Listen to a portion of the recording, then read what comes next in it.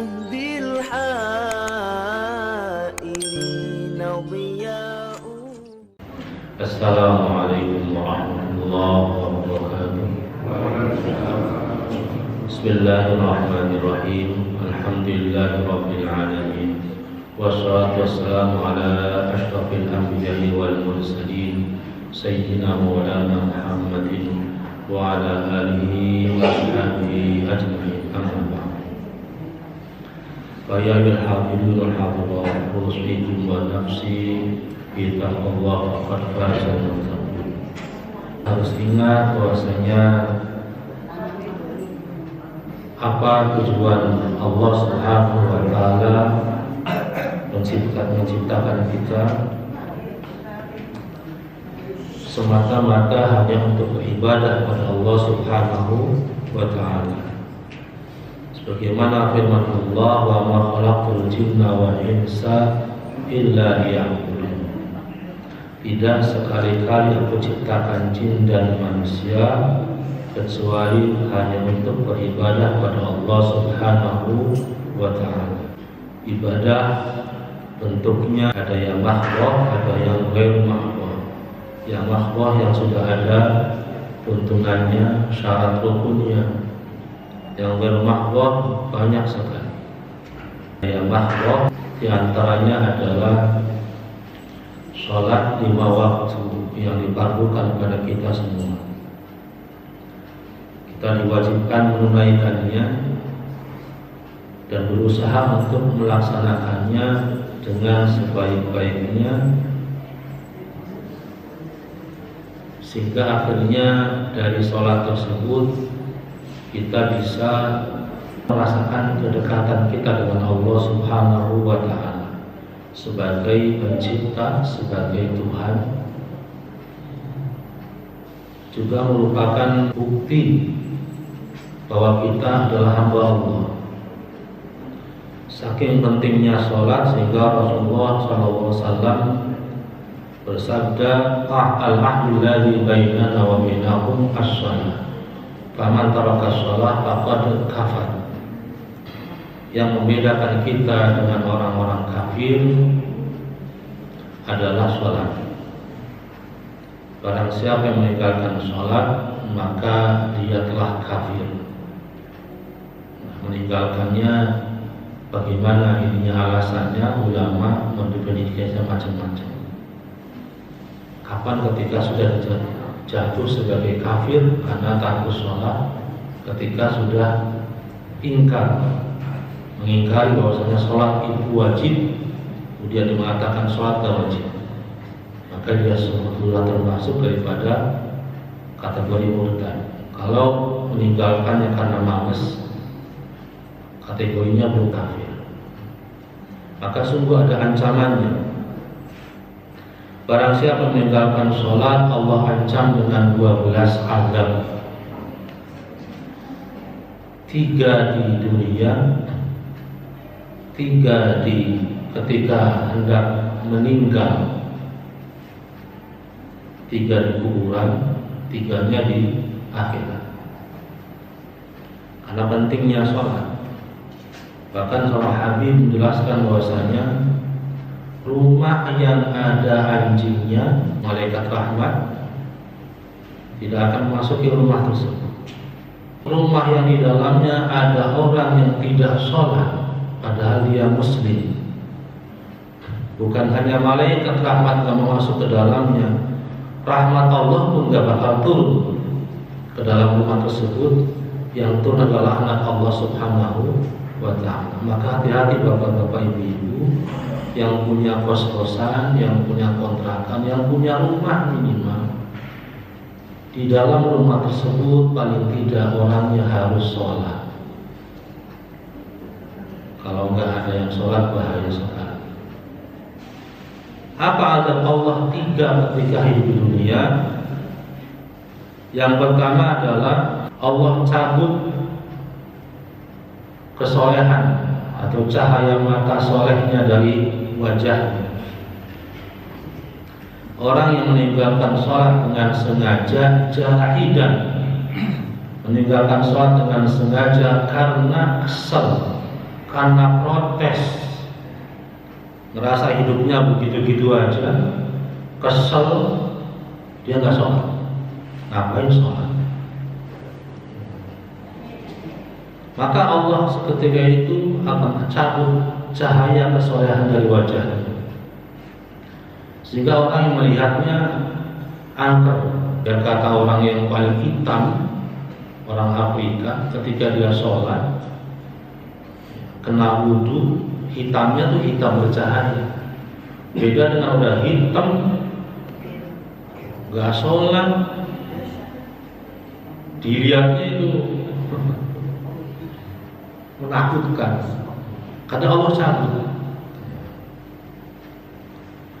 Kemudian yang kedua azabnya adalah Allah cabut yarfa'u barakata min kasbihim. Allah cabut keberkahan rizkinya. Kedua, Allah cabut keberkahan rizkinya.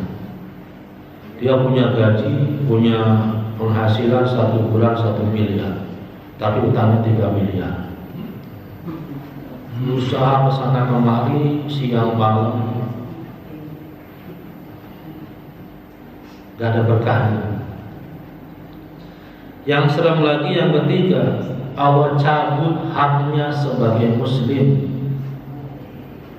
Allah cabut haknya. Haknya maksudnya bagaimana? Ketika ada orang Islam yang lain sedang sholat sunnah duha, kemudian orang Islam yang lain karena sibuknya dia lupa sholat duha, yang sholat duha ini berdoa, Allahumma in kanat arzaquna fis samai fa'anzilha wa in kanat fil ardi fa'akhrijha. Maka orang muslim yang tidak sholat duha juga akan mendapatkan bagian dari doa orang muslim yang kedua. Ketika orang muslim berdoa dengan domir nahnu Rabbana atina fid dunya hasanah, yang berdoa juga dapat pahala doanya, dapat jatahnya. Yang tidak berdoa akan ada menggunakan Rabbana, domirnya domir kami, ya Allah selamatkanlah kami, maka dia juga dapat. Allahumma ighfir lana dzunubana, itu namanya pakai domir nahnu. Allahumma ighfir li dzunubi, itu hanya untuk diri saya sendiri. Tapi ketika Allahumma ighfir lana dzunubana, maka yang enggak berdoa juga Allah ampuni. Ketika dia meninggalkan sholat, ya Allah cabut haknya. Maka luar biasa sekali. Kita sebagai orang tua juga akan lihat senang sekali ketika anak kita mulai bisa sholat, bisa ngaji, karena itu satu-satunya harapan kita. Punya mobil, punya rumah itu nomor keberapa, tapi ketika dia sholat dan berdoa, sampai diriwayatkan ketika seorang tua yang sudah meninggal, dia punya dosa dan harus diazab. Setiap hari diazab, satu hari malaikat yang azab, nahan azabnya, nahan siksaannya, sehingga orang tua tadi nanya, ya malaikat, kenapa capek tak azab saya? Kok libur hari ini? Kata malaikat, yang bagaimana saya akan mengazab engkau sementara anakmu yang di dunia mendoakan mohon ampunan untuk engkau, sehingga Allah perintahkan saya berhenti. Luar biasanya anak yang soleh. Ketika kita meninggal doakan, Allahumma ighfirli dzunubi wa liwalidayya, Allah kabulkan langsung, siksaannya ditunda. Dan indahnya lagi kita, satu amalan yang dibuat oleh para wali songo adalah tahlilan. Itu dalam bentuk untuk mendoakan yang sudah meninggal. Walaupun dosa kita, orang yang sudah meninggal banyak, tapi karena banyak orang yang hidup mendoakan terus memohonkan ampun, hatta yaumul qiyamah dia akan bersih. karena sebab doa-doa orang-orang yang mendoakan, jadi mendapatkan jatah, maka akan luar biasa sekali. Maka sholat bagaimanapun keadaannya wajib dilaksanakan. Sholat yang fardu, nggak bisa berdiri ya duduk, nggak bisa duduk ya berbaring, yang seterusnya nggak bisa diganti. Tapi kalau sholat sunnah mau duduk juga nggak apa-apa. Kalau sholat fardu rukunnya adalah qiyam, berdiri bagi Allah. Bismillahirrahmanirrahim. Wa 'alaika bi sholati rak'ataini kullama tawaffaqta fa in lam taqdir an tadumu 'ala taharati fajtahid an la tada'ha inda julusi fil masjidi wa qira'atil qur'ani wal ilmi wal qumudi fi dzikri wa nahwa dzalika min al ibadati. Wa 'alaika, dan hendaknya kamu bisolati rak'ataini kullama tawaffaqta, hendaknya kamu melaksanakan sholat sunnah 2 rakaat kullama tawaffaqta, ketika telah selesai wudu. Ini sunnah sholat sunnah wudu. Failan takdir antadu ma'ala taharati, dan jika sekiranya tidak sanggup untuk selalu dalam keadaan suci, fajtahid an la tadakha indal julusi fil masjid, maka usahakanlah jangan sampai meninggalkan wudu indal julusi fil masjid, ketika dalam duduk-duduk di dalam masjid. Wa qira'atil qur'ani, dan ketika membaca Quran. Wal ilmi, dan ketika mengkaji satu ilmu.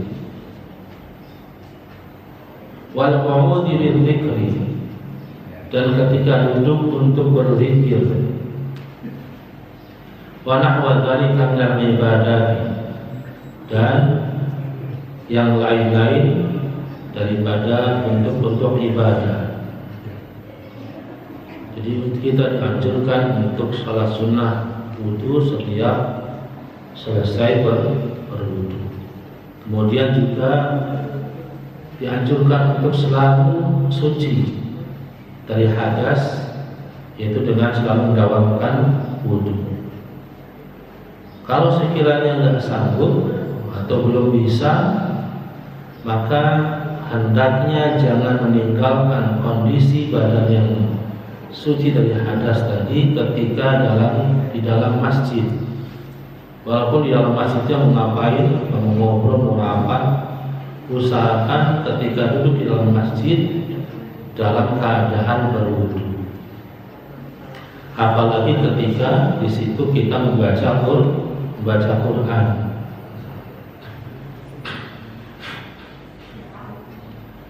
Dan ketika mengaji kitab apa, kitab Safinah, kitab Aqidatul Awam, hendaknya kita dalam keadaan suci. Dan ketika duduk untuk berzikir, wa idza tawaffa'ta aw intasalta fahdzar an taqtasira al-fardhi min dzalika, bal yaqdi an tuhafidha 'ala sunani wal adab 'ala nahwi ma talabaka min husnihi wa wudu'ihi 'alaihi salatu wassalam. Wa idza tawaffa'ta wa tasalta, dan jika engkau berwudu atau membasuh, fahdar an taqtasira 'alal fardhi min dzalika, usahakan jangan hanya sebatas yang fardu saja ketika wudu, jangan hanya melakukan yang fardu saja. Bal yang bagi antu hafidhu 'ala sunan wal adab, bahkan seharusnya juga menjaga, melaksanakan sunnah-sunnah wudu dan adabnya sebagaimana yang telah sampai kepadamu dari tata cara wudu dan membasuhnya apa yang diajarkan oleh Rasulullah Sallallahu Alaihi Wasallam. Jadi ketika kita wudu membasuh, dalam wudu tersebut ada basuhan-basuhan, maka hendaknya wudunya itu jangan hanya mengejar yang fardu saja, akan tetapi sunnahnya juga dilaksanakan. Seperti ketika membaca bismillah, membasuh telapak tangan, menyela-nyela jarinya 3 kali, kemudian kumur-kumur, kemudian istinsyak. Bapak-bapak, ibu-ibu, adik-adik, ketika wudu itu yang namanya istinsyak itu bukan kita dulu gitu, ambil air gini, ambil air, padahal bukan. Yang namanya istinsyak itu ambil air, sedot di hidung, kemudian dikeluarkan, kemudian membasuh muka. Jadi sesuai dengan apa yang diajarkan Rasulullah Sallallahu Alaihi Wasallam, terutama ketika wudu yang dilakukan untuk sholat fardu harus itimam, harus sempurna. Dan ketika mau ngaji juga sama. Ketika ada sunnah wudu lagi, Rasulullah itu ketika mau tidur wudu lagi, tetap menjaga wudu. Wudunya wudu yang ringan. Maksudnya yang ringan adalah kalau ketika untuk sholat 3 kali, untuk tidur hanya wudu yang ringan. Wayang bagi antar tasila fi ba'dil awqati bi niyyatit tanzif wa illam tusibka janabatan. Waqad warada al-hasu fi sunnah ala al-intisal yaumul jum'ah bihadirin biha fa'alayka bihi wa huwa kafun fi tanzif lakin fi ba'dil awqat wa fi haqqi ba'dil ashkhas. Wa idza faragta min al-wudu wa kadzal ghusli faqul asyhadu an la ilaha illallah wahdahu la syarika lah wa asyhadu anna Muhammadan abduhu wa rasuluh. Wa yang bagi dan seyogianya antar tasilah fi ba'dil awqat, seyogianya engkau mandi pada waktu-waktu tertentu biniyati tanzif, dengan niat untuk membersihkan diri. Wa illam tusibka janabah, walaupun tidak dalam keadaan junub. Faqad warada al-haqqu fi sunnah al-intisal yaumul jum'ah, dan sungguh telah disebutkan tentang anjuran di dalam sunnah Nabi untuk hadir dalam sholat Jumat. Fa'alaika bihi, maka hendaknya kamu melaksanakannya. Ini yang dimaksud adalah mandi. Kita seyogianya mandi pada waktu-waktu tertentu untuk berniat untuk membersihkan diri. Jadi mandi itu ada 2, ada mandi wajib, ada mandi sunnah. Mandi wajib itu ketika kita punya junub.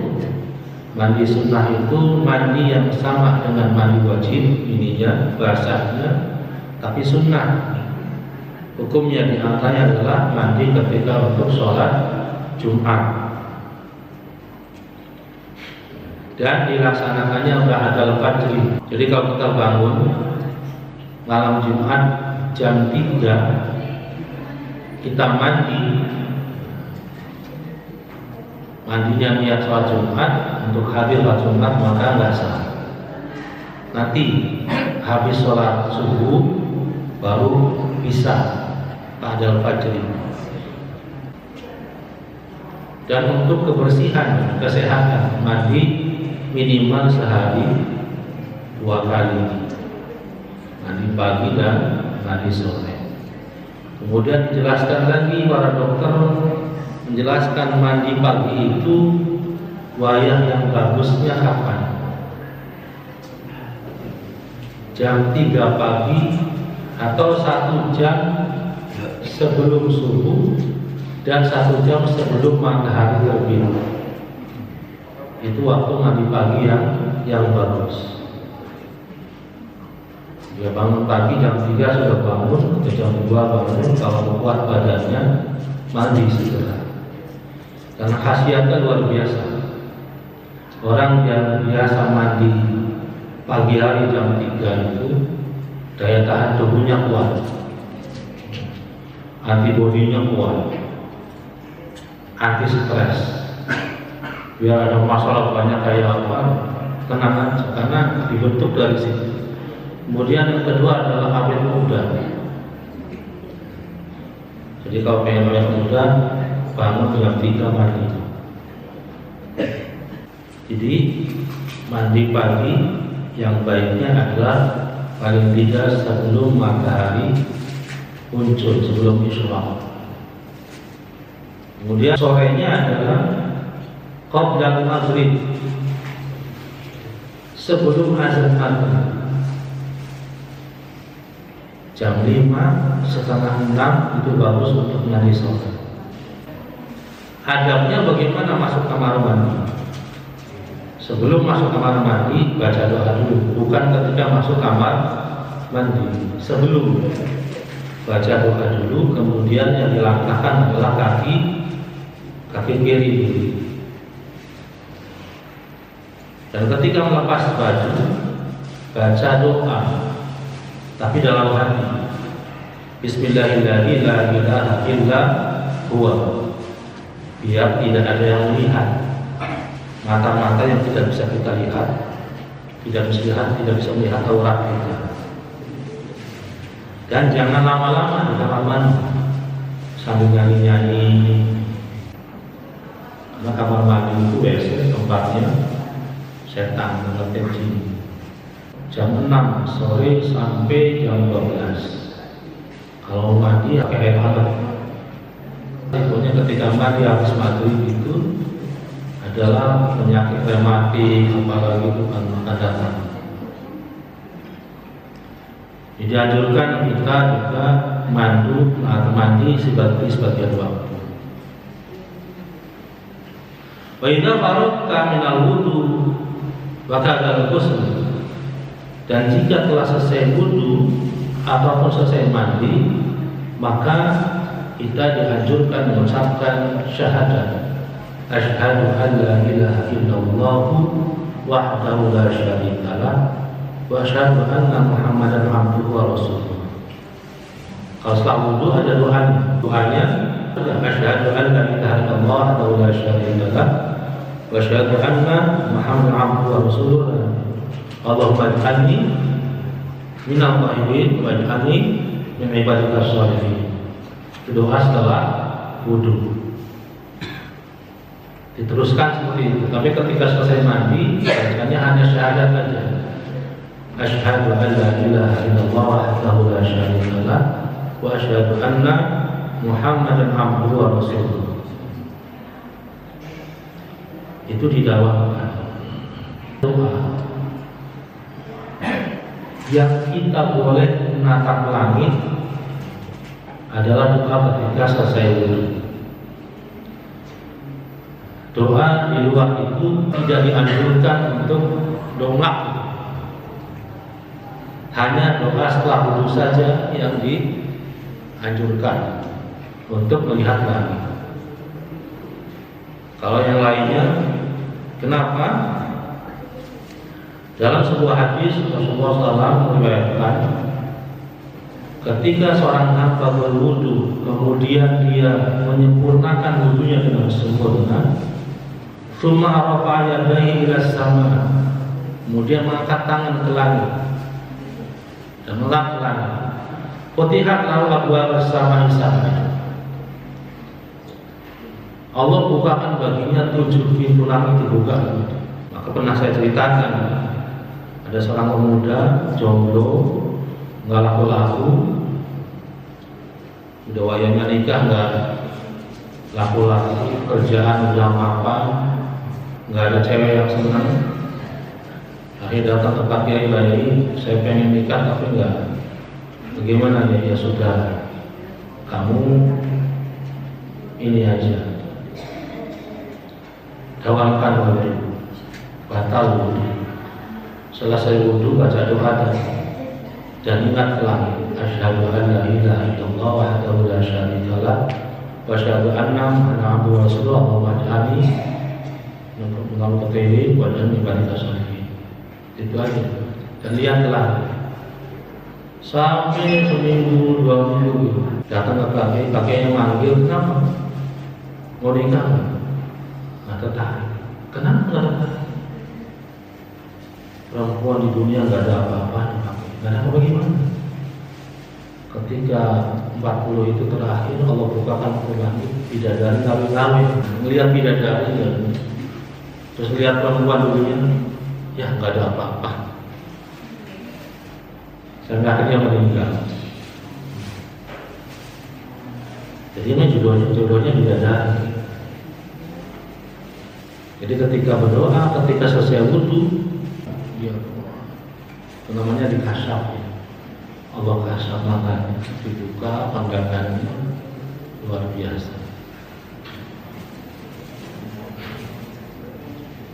Jadi ketika wudhu baca doa seperti itu, baca syahadat dulu, kemudian selesai mandi juga dianjurkan baca syahadat. Assalamualaikum warahmatullahi wabarakatuh.